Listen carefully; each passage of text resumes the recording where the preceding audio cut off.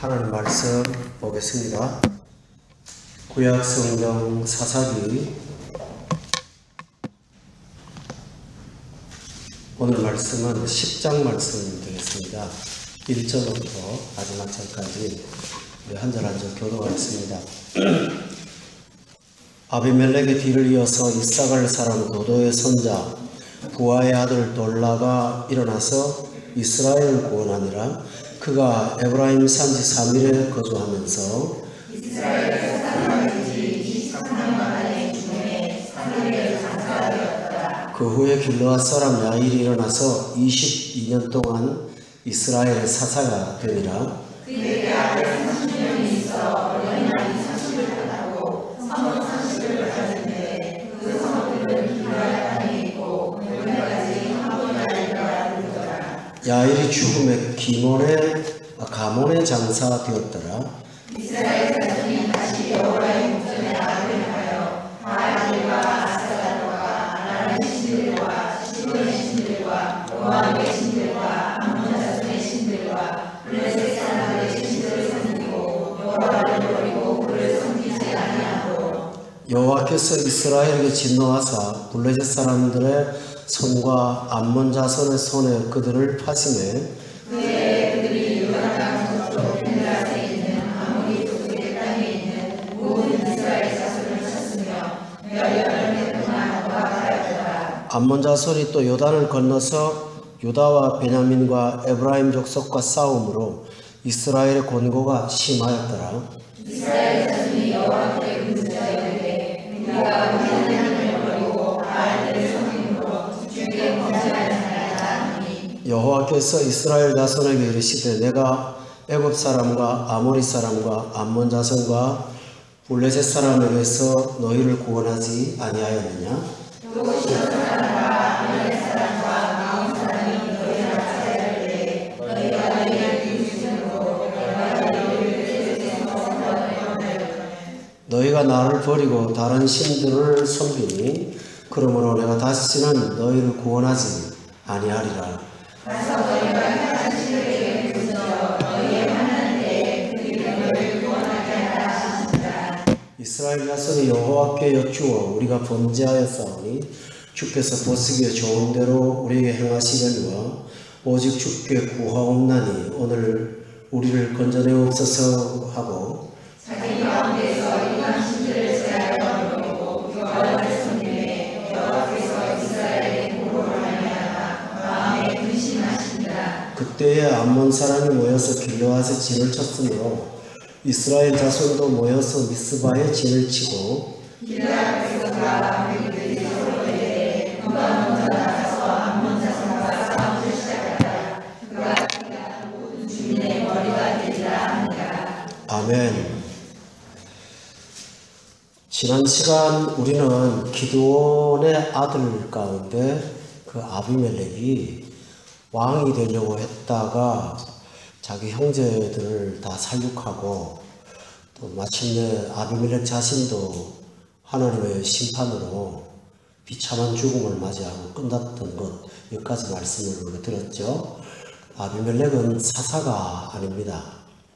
아비멜렉은 최초로 왕이 되려고 시도했던 한 평범한 사람입니다. 아비멜렉과 대결했던 그 기드온의 아들 요담은 사사가 아닙니다. 그도 역시 한 아들에 불과했습니다. 그 사실을 보면 기드온과 아비멜렉 사이에는 사사가 공백이 생겼다는 것을 우리가 금방 알 수가 있습니다. 지금까지 이스라엘은 한 번도 사사가 없었던 적은 없었습니다. 그런데 그때만 이스라엘 사사가 사라졌습니다. 그런데 10장 1절에 보면 아비멜렉의 뒤를 이어서 이삭을 사람 도도의 손자 부하의 아들 돌라가 일어나서 2절에 보니까 이스라엘의 사사가 되어서 23년 동안 이스라엘을 통치했다고 기록되어 있습니다. 그 사람의 일생은 2절밖에 없으니까 구체적으로 무엇을 했는지는 잘 모르지만 딱 한마디로 말한 것이 있어요. 이스라엘을 구원했다라는 것입니다. 이 돌라가 활동했던 당시에는 지금까지 사사기에 나왔던 패턴대로 이스라엘이 다른 나라에 침략을 당하거나 전쟁을 하거나 어려움을 당하거나 그런 일은 없었던 것 같습니다. 그런데 왜 구원이라는 말을 평범한 날을 썼을까요? 이것은 굉장히 중요한 의미를 시사합니다.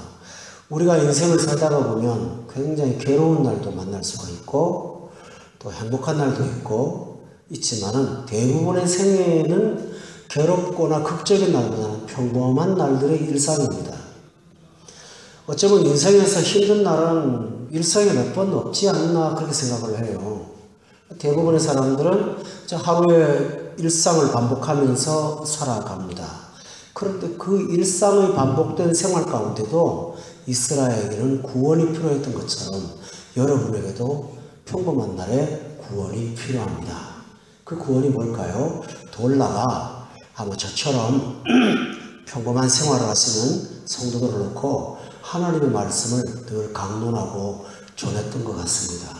그걸 갖고 하나님은 이스라엘을 구원하였다라고 되어 있습니다. 성도 여러분이 하나님 말씀을 평범한 날 듣고 이렇게 은혜받고 집에 돌아가서 또 반복되는 생활을 하고 하는 것이 교회에서 듣는 말씀의 삶이 바로 여러분에게 구원을 주시는 구원이라는 사실을 기억하셔야 됩니다.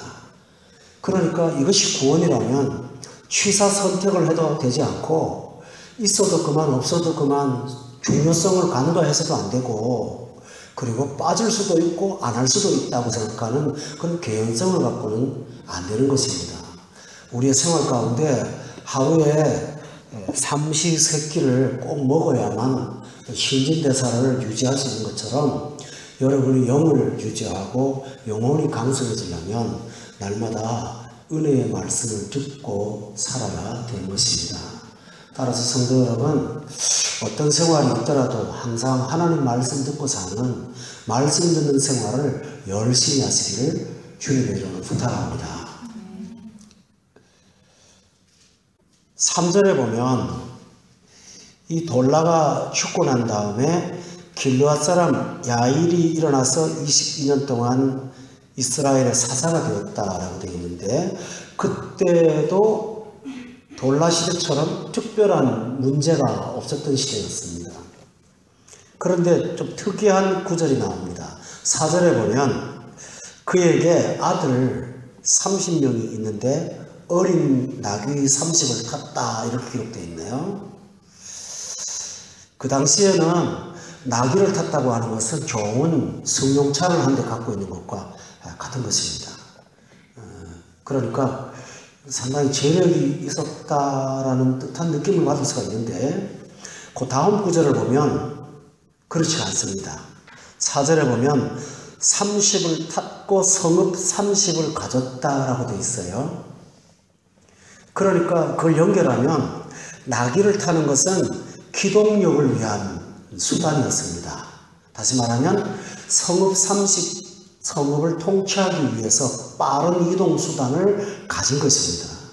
그러니까 부패나 사치와는 거리가 멀다 하는 것을 느낄 수가 있는데 그 30명의 아들들이 각각 성읍을 한 개씩 통치해서 30개를 통치했습니다. 그런데 그 성읍의 이름이 4절에 보면 1번 해놓고 하붓 야일이라고 이렇게 되어 있습니다. 여러분 3절에 보면 이 아들들의 아버지 이름 사사 이름이 뭐죠? 야일입니다. 그렇죠? 하봇 야일이 그러면 어떤 뜻일까요? 야일의 동네 이런 뜻이 있습니다. 야일의 도시 이런 뜻이 있습니다. 성읍이 30개인데 전부 야일의 동네라고 붙여놓은 거예요. 그런데 야일의 동네라고 이름을 붙여놓고 그 야일의 아들 30명이 각자가 한 성씩 통치를 한 거예요. 근데 왜 성경에서 이 사실을 굳이 기록을 할까요? 지금처럼 군수, 면장, 이런 읍장 이런 개념이 아니고요. 야일의 도시라는 말은 야일 사사의 영적인 영성이 그 아들들을 통해서 성읍에 계승되었다는 뜻이에요. 소위 말하자면 교회가 커지면 구역을 나누고 구역장도 세우고 순장이라고도 하고 또 속장이라고도 하고 그러잖아요. 그것처럼 리더십을 갖고 있는 영성을 갖고 있는 목회자가 그 영성을 갖고 30명을 제자 훈련을 해서 제자화시켜 갖고 30개의 도성에 가서 파견을 해서 그들에게 목회를 하게 한 것입니다. 평범한 날 이게 가능합니다. 6.25 동란이나 일제시대 때는 우리 한국교회에 그런 조직으로서 성경 공부하고 양육하고 그러지 못했습니다. 저 어릴 때만 해도 그런 거 교회에 없었습니다. 교회가 발전하지 못해서가 아니고요. 너무 삶이 공고하고 환란이 많고 어렵다가 보니까 그럴 만한 여유가 없었던 거예요. 교회만 오면 매달리고 부르짖고 공부를 하는 것이 아니라 오면 눈물부터 나니까 저 어릴 때는 교회가 늘 눈물바다였어요. 오면 할머니들이 얼마나 우는지 몰라요. 울 일이 많죠. 회개도 하고 고난도 많고 아무리 열심히 해도 다 못 먹고 살고 중학교도 졸업 못한 딸내미를 저 서울에 있는 공단에다가 기차 태워 보내는 그 부모의 심정을 여러분 헤아려 보세요. 고향 땅에서 다른 애들 중학교 고등학교 가는데 그걸 보내지 못하고 서울에 보내서 식모살이도 보내고 옛날에 그랬거든요. 그러니까 부모들이 할 수 있는 일이 새벽에 예배 시간에 가서 엎드려서 우는 것밖에 없는 거예요. 늘 울었어요. 저는 그런 영성의 시대에서 크고 자라났습니다. 그러니까 주일학교 부흥회를 해도 앞에 있는 주일학교 선생님이 얼마나 울면서 설교를 하는지 그냥 그 눈물 속에서 늘 살았던 기억이 생생합니다. 그 구역 예배가 아니라 신방 예배, 가정 예배를 드려도요 다 울어요. 늘 울고 늘 찬송을 부르는데 영적 전투가 십자가 공경도라 주위에 일어나 늘 그런 찬양을 부르면서 살았어요. 그러다 보니까 뭐 일과 떼고 이과 떼고 뭐 전도 폭발하고 제자 훈련하고 그럴 겨를이 없었던 거예요. 그러나 생활이 안정이 되면 양육을 하게 됩니다. 성도들을. 그러니까 야일이 이스라엘이 안정이 되니까 30명의 아들들을 하나님의 사람으로 하나하나 길러간 거예요. 참 귀한 거예요. 그래가지고 그 아들을 파견해서 성읍 30개를 하나하나 영적인 도시로 자꾸 만들어가는 영적인 작업을 야일이 시작했습니다. 여러분 사사시대에 매우 특이한 사례입니다. 그런데 사람은 아무리 영향력이 있어도 누구나 다 한 번 태어나서 한 번 죽지 않습니까? 야일도 죽고 돌라도 죽고 다 죽은 거예요. 그런데 6절에 보면 그 야일의 영성훈련, 제자훈련이 성과를 냈느냐? 그게 아니라는 거예요. 6절을 다 같이 한번 읽어봅시다. 시작. 바알들과 아스타롯과 아람의 신들과 시돈의 신들과 모압의 신들과 암몬 자손의 신들과 블레셋 사람들의 신들을 섬기고 여호와를 버리고 그들을 섬기지 않았다라고 되어 있습니다. 그를 섬기지 않았다고 되어 있습니다. 야일의 영적인 영성 훈련이 좋은 결과를 갖고 오지 못했습니다. 야일이 죽고 나니까 이스라엘은 과거의 모습으로 돌아가 버리고 말았습니다. 자, 여기서 우리는 중요한 사실을 발견합니다. 제가 조금 전에 말씀드렸잖아요. 1960년대 제 기억으로는 기억하는데 그때의 교회들은 변화가 많았습니다. 눈물도 많고 회개도 많다가 보니까 거듭난 사람도 많고 주의 종으로 서원하겠다고 신학교 가는 사람도 참 많았고 평생 주만 따르겠다고 섬겼던 참 다수의 신실한 성도들이 막 일어났어요. 거듭난 사람, 저 사람 저렇게 변했어. 교회마다 사람이 변하는 것은 거의 평범한 일들이었어요. 그러나 오늘날 시대는 기독교 문화는 발전하는데 기독교의 본질 속에 접근하는 경우는 좀 더 드문 세월이 되고 말았습니다. 훌륭한 프로그램, 좋은 제자 훈련들, 그 많은 미국 프로그램들을 도입해서 성도들 양육하는데도 불구하고 근본적인 뿌리는 안 변해요. 오늘 이게 우리의 딜레마예요. 이게 문제인 거예요. 훈련이 무용하다는 건 아닙니다. 사람이요, 하나님 앞에 성령으로 어떤 특별한 경험과 충격이 있지 않으면 사람이 안 변해요. 달라지질 않아요. 여러분 성경 공부 시간 좀 더 늘리고 더 열심히 하면 될 것 같죠? 저 하면서도요, 성경 공부의 유익은 따로 있어요. 사람을 근본적으로 변화시키는 건 하나님의 영이 빛으로 들어와서 그를 거꾸로 때려야 돼요. 저는 그래서 성경 공부할 때 여러분에게 지식을 키우는 게 아니에요. 그 스파크를 기다리는 거 있잖아요. 하나님이 오늘 이 밤에, 오늘 이 시간에, 오늘 이 낮에 저분의 영혼을 파고들어서 충격으로 변화시킬 거라는 기대감을 가지고 하늘의 번개가 떨어지기를 기다리는 마음으로 말씀 전하는 거예요. 왜냐하면 사람은 죄성이요, 그렇게 쉽게 안 변합니다.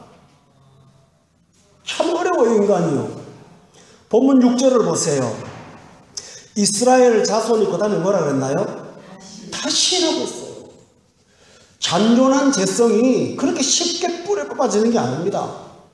그런데 많은 분들이요, 신앙생활에서 오늘날 눈물은 직장 문제로 우는 거, 이성 문제로 우는 거, 부부싸움으로 우는 거, 이런 눈물들은 많아요. 그러나 자기 죄성을 생각하고 회개하고 한탄하고 가슴 아파하는 피 끓는 애통들은 점점 사라져가고 있으니까 사람이 심성이 바뀌지 않는 거예요. 기독교보다는 문화를 더 좋아하니까 기독교 문화를 가지고 접목하면서 뭐 아버지 학교, 어머니 학교, 뭐 결혼 학교, 무슨 뭐 혼인 학교, 이런 거에는 사람이 몰려들지만 십자가의 핵심을 전하면 별로 흥미가 없어요. 그러니까 사람이 변하지 않는 거예요. 행복하게 사는 비결을 배웠어요. 거듭납니까? 수단만 배우고 오는 거잖아요. 무익하다는 말은 아니에요. 결혼학교 공부했잖아요. 그렇게 해서 좋은 사람 만난다는 보장이 있습니까, 여러분? 뭐 좀 더 유익한 생활을 할 수 있을지 모르지만 좋아요. 유익은 있어요. 그러나 사람이 근본적으로는 변하지를 않는 거예요. 야일의 그 성과가 없다는 거예요. 오늘 우리가 몸담고 있는 한국교회 전체가 지금 이 문제로 몸살을 앓고 있어요. 제자훈련으로 한국교회를 20년 동안 이끌어갔던 어떤 모 교회, 우리하고 똑같은 이름의 교회, 지금 보세요, 여러분들. 1960년대, 70년대 한국교회를 일으켜서 40만, 50만이 모이던 구름대처럼 모인 교회들의 결과를 한번 보세요. 얼마나 추한 모습들이 우리를 부끄럽게 합니까, 여러분?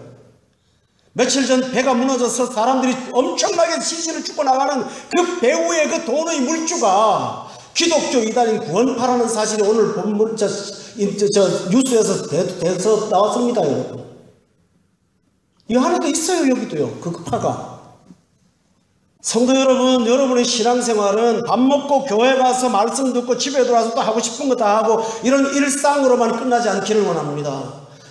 이스라엘 백성들은 1년에 한 번씩 꼭 한 날을 정했어요. 대속죄일. 그날은 베옷을 입고 크게 하나님 앞에 얘기하는 날을 따로 정해놓고 기도했던 것을 기억합니까? 이것처럼 사랑하는 교우 여러분, 일상생활도 좋지만 하나님 말씀 앞에서 정말 근본적으로 바뀌겠다고 하는 뜨거운 다짐을 갖고 주님 앞에 좀 목을 내어놓고 뜨겁게 사는 여러분 되시기를 예수의 이름으로 축원합니다. 사람이 여호와께 악을 행하면 6절에 보세요. 악을 행하는데 그 악이 뭔지 하면, 악이 뭔가 잘 보세요. 도덕적인 범죄, 윤리적인 범죄는 차후의 문제예요. 여호와 전에 6절에 보니까 악을 행하는데, 자, 잘 보세요. 누구를 섬겨요? 바알들이에요. 바알은 어떤 신이냐 하면요, 잘 먹고 잘 살게 해준다는 신이에요. 오늘날도 바알은 있어요.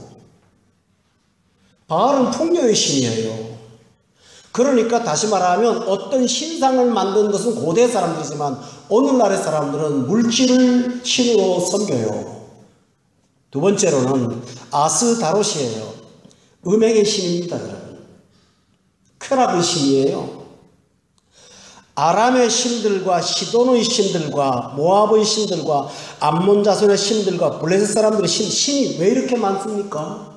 사람의 욕구가 너무 다양하기 때문입니다. 교우 여러분, 우리가 진짜 맛있는 음식을 먹으면 그보다 더 예를 들어 아주 좋은 중국집에 짜장면을 한 그릇 먹었는데 너무 맛있어. 그러면 그 다음에 차선책은 그보다는 못하지요. 그러나 진짜를 발견하지 못하면 항상 이것도 맛보고 저것도 맛보고 그런 거 아닙니까? 이것처럼 절대적인 만족을 구하지 못하면, 얻지 못하면 사람은 다양한 신을 섬기게끔 되어 있습니다. 돈 갖고 안 돼요. 취미생활 해야 돼요. 그거 갖고 안 돼요. 애들 키워야 돼요. 재미 봐야 돼요. 여기저기 욕구를 채우는 것을 자꾸 만들어내서 다양한 신을 만들어내는 것입니다. 그러나 기억하십시오. 성령 충만해서 하나님으로 만족하면 어떤 신도 필요 없습니다. 왜 그럴까요? 하나님이 나에게 모든 것을 채우시는 충만이시기 때문입니다. 아멘. 신앙생활을 열심히 하면, 하나님 앞에 뜨겁게 섬기면 다른 우상을 따라가지도 않고 욕구를 갖지도 않습니다. 왜 그런지 압니까? 하나님으로 나는 만족하기 때문입니다. 따라서 성도 여러분, 늘 다른 걸로 욕구를 채우려고 하지 마시고요. 하나님으로 채우시는 여러분 되셔야 돼요. 그러고 나면 나머지 것들은 다 만족할 수가 있습니다. 오늘 인터넷 9시 뉴스를 보면서 느낀 게, 왜 이단은 꼭 돈하고 연관이 됩니까? 이단의 그 지도자가 교주는 왜 그렇게 재산이 수천억 되는 겁니까? 교회가 아무리 타락했다고 해도 정통교회에 그런 경우는 없습니다. 아무리 목사가 타락했다고 해도 그렇게까지 몇 천억씩 모으는 사람 없습니다. 통일교는 왜 이렇게 재산이 많은 겁니까? 그리고 문어발처럼 사건만 일어나면 그 배우의 뒷돈이 바로 거기서 나오는 이유는 도대체 뭡니까, 여러분? 그거는 단적으로 증명하는 겁니다. 그들이 섬기고 있는, 겉으로 표방하는 신은 하나님이지만 그러나 내면은 돈이라는 사실을 여실히 보여주는 것입니다. 그 패선을 사갖고 노인네들 월급을 작게 줘도 되는 선장을 써갖고 돈 아끼려고, 사람도 힘든 사람 써가지고 그 애들 그 기가 막혀, 정말 말이 안 되는 거 아닙니까? 근데 그거를 신앙의 모습으로 자행을 했다는 게 이게 말이 되는 거예요. 아까 뉴스에 보니까 그러더군요. 그 요번에 청해진가 뭐 거기 직원들 중에 80~90%는 다 그쪽 교단이 아니면 쓰질 않는데요. 거기 왜 굵직굵직한 사건만 일어나면 뒤에 종교가 있는 것입니까? 정말 하나님을 섬긴다면 그 배를 살 돈이 있습니까, 여러분? 배 탈 돈도 없을 것 같아요. 사도 바울은 배 살 돈이 없는 게 아니라 배값도 없어갖고 만날 죄수로 걸려서 공짜로 다녔습니다. 우리 이 사실을 기억해야 됩니다.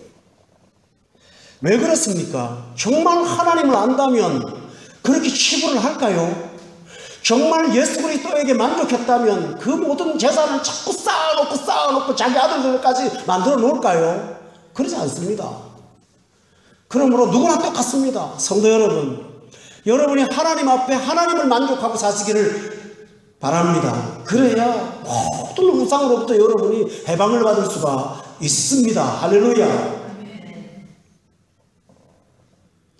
참 신앙생활 하면서 어느 정도 성경 공부하면 성도들이 자라요. 왜 안 자라겠어요? 말씀을 듣는데. 그러나 한계가 옵니다. 그 한계가 뭔지 압니까? 돈과 하나님의 관계에서 순종하지 못하는 부분, 여러분 그것까지입니다. 그러면 대안을 찾아요. 순종하지 않는 것이 아니라 부담이 되지 않는 부분을 찾아가니까 수많은 교인들이 모이는, 내가 어떻게 살든지 내 모습이 노출되지 않는 그것이 편안한 장소가 되는 것입니다. 순종을 포기하는 것입니다. 여러분 거기까지인 거예요. 무엇입니까, 여러분? 여러분의 욕망은 하나님이 아니라는 거예요. 그렇게 되면. 그렇죠? 따라서 여러분이 진짜 자유로우시려면 하나님으로 만족하고 하나님으로 기뻐하고 하나님을 절대로 섬기고 하나님만이 나의 영혼이시라는 것을 고백하며 사시기를 바랍니다. 그래야 게 여러분에게 진짜 자유가 올 수가 있습니다. 다양한 신들을 섬기게 되면 꼭 따라오는 것이 6절 끝에 뭘까요? 여호와를 버리는 것입니다. 그 다음에 뭐합니까? 그를 섬기지 않는 것입니다. 성도 여러분, 왜 하나님께서 우상을 섬기는 걸 그렇게 싫어하실까요? 우상은 부도덕하고 비윤리적입니다. 수단 방법을 가리지 않고 자기 이익을 취하는 데 우상의 특징이 있습니다. 그러니까 우상을 숭배하면 이웃을 해롭게 하고 자기를 파괴하고 가정을 망칩니다. 하나님의 법대로 살지 않으면 행복하게 살겠다고 수단을 부렸던 것이 스스로를 무너뜨리는, 조물 먹는 그런 모습이 되기 때문에 하나님께서 하나님만 섬기라고 말씀하시는 것입니다. 하나님을 섬기지 않으니까, 여러분이 기억하세요? 본문 6절에 보면 하나님을 섬기지 않았다고 되어 있잖아요. 사람은 하나님을 섬기지 않으면 다른 걸 섬깁니다. 아닙니까? 다른 걸 섬깁니다. 아무리 전략하는 사람도요, 자기가 좋아하는 어떤 취미생활을 위해서는 참 수백만 원도 아낌없이 던지더만요. 그건 뭘까요? 섬기는 거예요. 섬기는 거거든요. 하나님 앞에 할 시간들을 들이지 않으면 다른 데 쓰게끔 돼 있나요? 안 돼 있나요? 씁니다. 보세요. 지난 2달 동안 이 화요예배가 꽉꽉 찼었습니다. 왜 그런지 압니까? 몸 찬양하느라 바쁘다 보니까 다른 일을 할 게 없어. 그래서 여기 나왔잖아요. 근데 한 주간 딱 쉬니까 딱 비잖아요. 몸 찬양을 또 해야 되겠습니다. 하나님 앞에 섬기면 세상에 섬기지 않습니다. 그러나 하나님을 안 섬기면 세상을 섬기게끔 되어 있는 거예요. 그런데 뭡니까? 세상을 섬기면 무가치한 것을 섬기는 거 알겠어요? 따라서 저는 여러분에게 권면합니다. 하나님만 섬기십시오. 항상 패턴으로 따라오는 게 7절입니다. 다 같이 한번 읽어볼까요? 시작. 여호와께서 이스라엘에게 진노하사 블레셋 사람들의 손과 암몬 자의 손에 그들을 하시네. 똑같은 패턴이죠. 하나님이 가만 계시진 않아요. 왜 그럴까요? 왜 이스라엘에게 하나님이 진노하실까요? 당신의 사랑하는 백성이기 때문에 그런 겁니다. 하나님은 진노하지 않는 대상이 있습니다. 물론 진노입니다. 하나님의 진노가 여러 가지가 있습니다. 불신자에게 하나님이 하는 진노는 내버려버립니다. 그러나 당신의 백성을 향한 진노는 징계를 하십니다. 돌아오게 하려고. 그런데 하나님이 진노하면 7절에 보세요. 블레셋 사람들의 손과 암몬 자손의 손에 그들을 팔았다고 되어 있죠. 그런데 여기 6절에 보면 블레셋과 암몬이 나옵니다. 그렇죠? 섬겼던 섬김의 대상한테 하나님이 팔아갖고 고생을 하도록 만드는 거예요. 돈을 우상으로 섬기면요, 돈이 여러분을 학대하기 시작할 거예요. 다른 것들을 섬기면요, 그것들이 여러분을 고통을 줍니다. 반드시 그렇게 됩니다. 멀리서 징계가 오는 게 아니라 내가 끌어안는 것에서 징계가 있습니다. 하나님은 그렇게 하십니다. 왜냐하면 돌아오게 하려고요. 8절과 9절에 보면 이스라엘이 하나님의 진노 가운데 있다 보니까 8절 끝에 18해 동안 뭐 했다고 그랬어요? 억압당했다고 그랬고, 9절에 보면 끝에 보니까 이스라엘의 뭐가 심했다고 되어 있죠? 곤고가. 두 단어를 기억하세요. 억압과 곤고가 그의 삶을 꾹 누르고 있어요. 신자가 성령 충만하면 자유로운데요, 그렇지 못하면 억압과 곤고가 그 영혼을 꽉 눌러갖고 자유를 못 갖게 해요.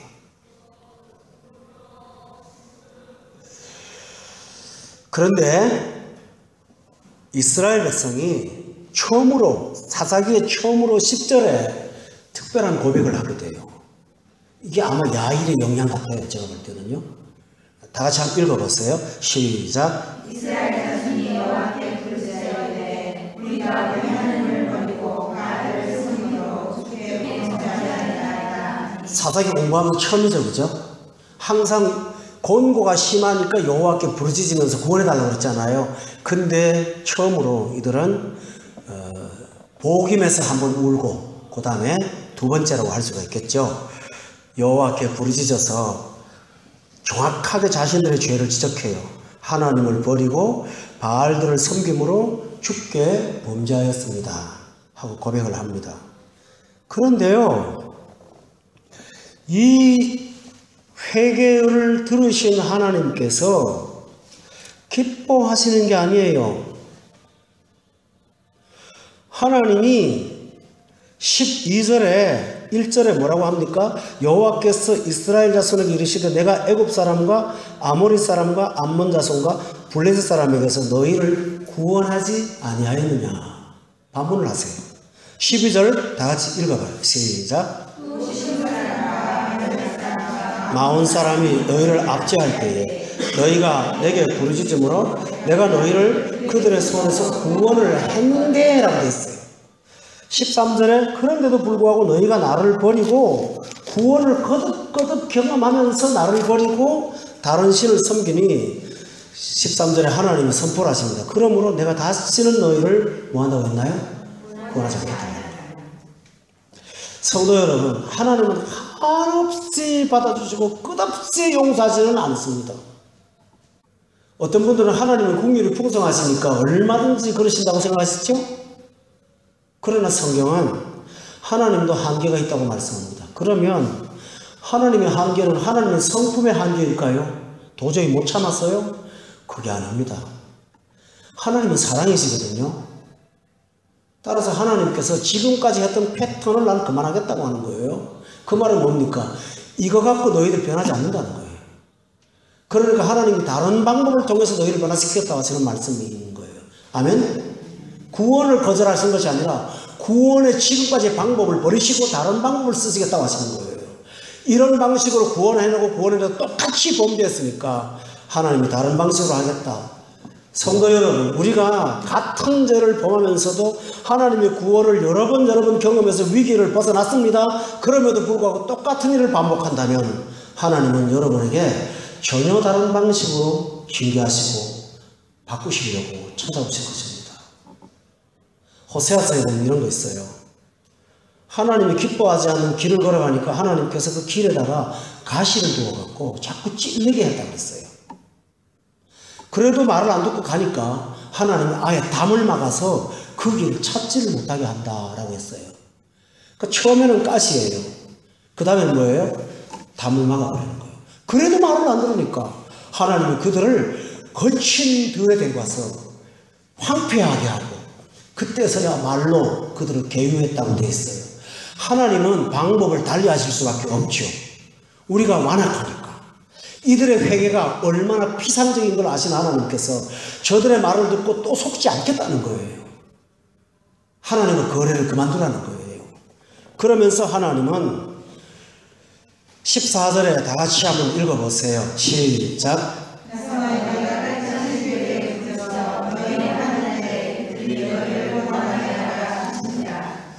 그래, 지금까지 내가 구해놓으면 도로 돌아갔지 않느냐. 그러니까 이제는 그러지 말고 그래도 나를 버리고 가니 그 신들한테 가서 구원해달라 그래봐 하고 하나님이 그 방법을 쓰신 겁니다. 이게 뭐죠? 하나님께서 당장에 구원하지 않고 침묵으로 기다리시는 겁니다. 뭘 기다릴까요? 네가 그렇게 애쓰고 생겼던 우상들을 찾아가서 그 방법을 한번 써봐. 그게 되나? 왜 그럴까요? 그게 안 되는 걸 알아야 회개할 거 아닙니까? 그래서 하나님 기다리는 거예요. 따라서 성도 여러분, 우리가 신속히 회개하고 하나님 앞에 돌아오지 않으면 하나님은 여러분이 당할 때까지 기다려주세요. 그럴 수밖에 없어요. 완악해서 고치지 않으니까. 그러나 지혜로운 성도라면 하나님 말씀 듣고 말씀이 사건임을 기억하면서 얼른 돌아오시는 여러분 되시기를 주의로 축원합니다. 그렇게 한 다음에 하나님께서 어떻게 했냐면요. 16절에 15절 16절을 다 같이 읽어보세요. 시작. 여호와께 여쭈오되 우리가 범죄하였사오나 주께서 보시기에 좋은 대로 우리에게 행하시느니라. 오직 주께 구하오나 오늘 우리를 건져내옵소서 하고 자기 가운데 이방 신들을 제하여 버리고 여호와를 섬기니 여호와께서 이스라엘 권고로 말미암아 마음에 근심하시니라. 이스라엘이 하나님의 뜻을 알았어요. 그래서 하나님의 말을 듣고 바알신으로 돌아가지 않았어요. 이거 하나님이 정말 심각하게 우리를 진노하시는구나 생각하고 그들은 하나님 앞에 범죄하였사오니 징계를 주시다는 단을 받겠습니다. 그러나 주께 구하옵나니 우리를 하나님만이 건져내옵소서. 하나님밖에 구원자가 없습니다. 그제서야 깨닫고 회개를 하는 겁니다. 하나님이 이렇게 하시면 마음이 약해지세요. 하나님이 굉장히 마음이 약해진다고 표현을 써야겠어요. 왜냐하면 16절에 보니까 행동을 하거든요. 이방 신들을 제하여 버리고 여호와를 섬기기 시작하니까 여호와께서 이스라엘을 방치한 그 권고 때문에 마음이 괴로우셨다고 되어 있어요. 마음이 괴로웠다고.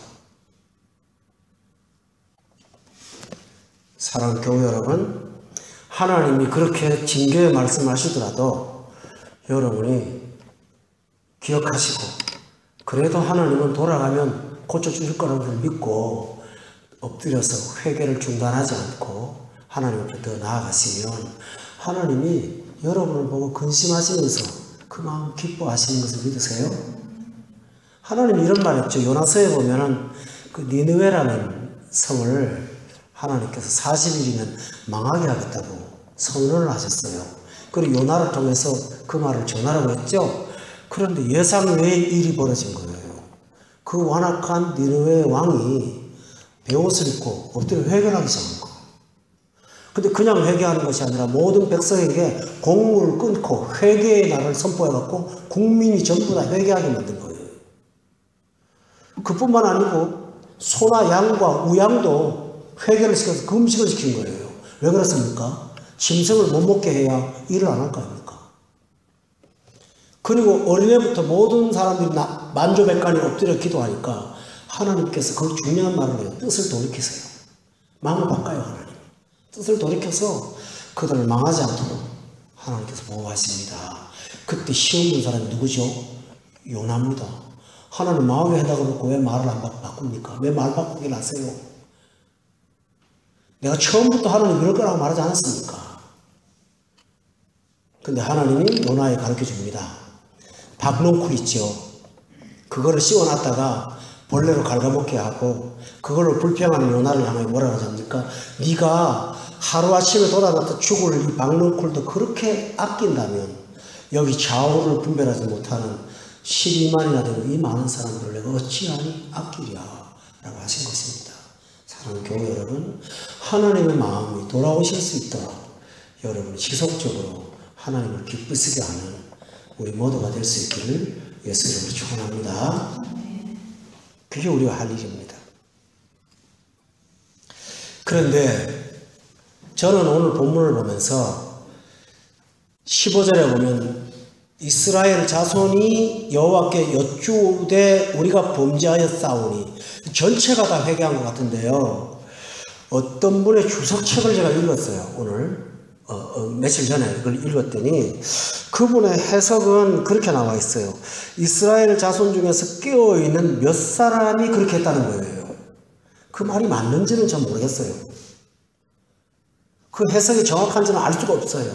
히브리어 원문을 갖고 그렇게 말한 것 같기도 하고, 만약에 그분의 말을 채택한다면 여기 중요한 단서가 하나 생겨요. 여러분, 똑같은 교회라도 모두가 다 성령 충만할 수 없잖아요. 그렇죠? 다 뜨겁진 않잖아요. 100이면 100 다 하나님 앞에 뜨거울까요? 그렇진 않잖아요. 그러나 소수의 몇몇 사람들이 각성하고 우리 이래서는 안 되겠다 하고 엎드리는 몇몇 사람들이 있으면 하나님이 그를 주목하여 보시고 그들의 곤고한 문제를 해결해 주시는 것입니다. 따라서 여러분, 우리 교회가 왜 이래 하지 말고 여러분 자신이 먼저 앞장서서 엎드리는 그런 성도가 되시기를 주의 이름으로 축원합니다. 아브라함 기억하십니까? 소돔과 고모라가 멸망할 때 하나님은 아브라함과 거래하셨죠? 50명, 40명, 30명, 20명, 10명까지 내려가지 않았습니까? 그 10명은 누구지요? 소돔에 있는 의인 10명만 있다면 하나님은 소돔을 멸망시키지 않겠다고 말씀하셨어요. 따라서 성도 여러분, 우리 교회 크지 않은데 몇몇 사람이라도 하나님 앞에 늘 바로 서 있으면 교회가 흔들리지 않고 하나님의 기쁨이 될 수 있다고 여러분 믿으시죠? 그래서 여러분 자신이 바로 그런 일을 함으로 하나님의 기쁨이 되시기를 예수 이름으로 축원합니다. 저는 마지막으로 여러분에게 기도할 제목을 하나 말씀드리겠습니다. 온 세상이 다 이상해 가더라도, 이 두바이 사회 천지가 이상하게 돌아가더라도, 우리 교회만이라도 하나님 앞에 바로 서기만 한다면 하나님께서 그것을 보시고 주의 백성들을 미쁘게 여기실 줄로 저는 믿습니다. 그 은혜가 우리의 소명이라는 사실을 기억하고 우리가 대표로 엎드리고 대표로 기도하는 우리 모두가 되시기를 예수 이름으로 축원합니다. 기도하겠습니다. 전능하신 아버지 하나님, 오늘도 우리가 해야 할 바를 깨닫게 해주시고 먼저 회개하게 하시고 엎드리게 하시고 우상들을 버리고 하나님만 섬기라고 강권하시는 하나님의 음성을 듣게 하시오니 감사와 찬송을 돌립니다. 날마다 날마다 하나님으로 만족하게 하시옵소서. 그래야 내 마음속에 세상의 욕망들이 자리를 잡지도 못하고 싹트지도 않게 될 것을 믿사온즉 날마다 날마다 열심을 다하여 하나님으로만 가득가득 채워가는 우리가 되게 하여 주시옵소서. 평범한 날 구원이 필요로 하오니 뜨겁게 기도하게 하시고 뜨겁게 주를 섬기게 하시고 뜨겁게 주를 사모하면서 열심을 버리지 않고 사는 우리 모두가 되게 하여 주옵소서. 예수 그리스도 이름으로 기도하옵나이다. 아멘.